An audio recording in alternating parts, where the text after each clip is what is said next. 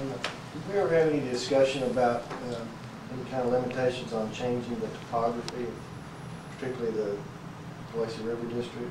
In other words, we've got some areas that are floodplain. Do we want to talk about any kind of restrictions on someone bringing in just fill and fills that up? Well, or maybe out on 67 where we've got some hills, do we want to prohibit, just scouting? Well, that's a good question. I think those are two. That's a two-part question.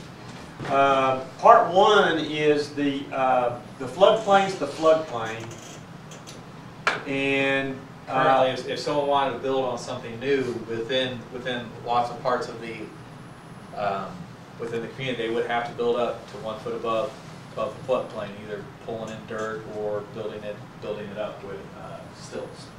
And that's to get a permit. And that can be up to 5 or 6 feet in some areas along there. So that's in place now.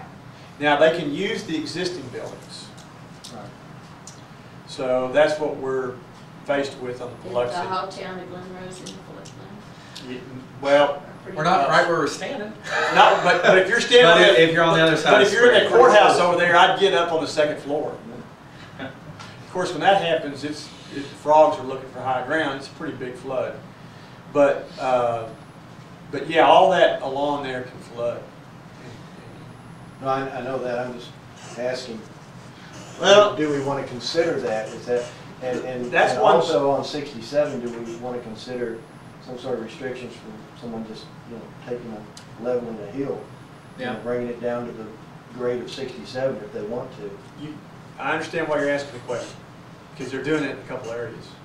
Well, the answer is we can have cut and fill rigs.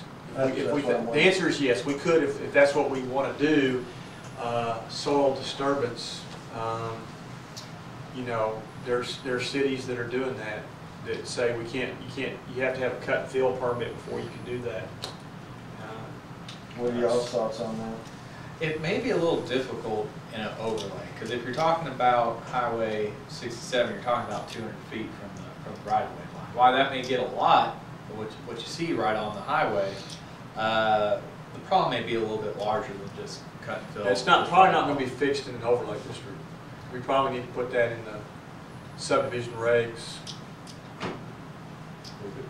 Because then you could get into land disturbance permits and things of that nature. But as far as the zoning and what the overlay is trying to achieve, it's really more the look and feel of the buildings and the uses. If we're worried about the topography, we need to probably look at some other regs to deal with that. The subdivision ordinance is often where those are located. Right. I don't know, am I the only one that's concerned about that, or is that something? I haven't thought of it, but that sounds like an excellent thought. I mean, I would be concerned with it. Now, there's some, you've got some ups and downs. For instance, the Dollar General store, they could have just completely clipped off that hill that obscures that a little bit right now, which I think is kind of a good thing. It obscures it, personal preference there, and they could have. Yeah. And I thought they would. I'm glad they did, but it would be nice to, in my opinion, to be able to control that. So you can't come in and take off more than X number of feet. But I think some of that's going to be controlled by TxDOT there too, since that's their right of way. That you can only cut so much out of it. Well, probably. I think that's why they didn't cut any more out, because TxDOT said no. Yeah, on there they won't let you cut on. I don't think on there right away. and one of the things, of course, also sort of going back to our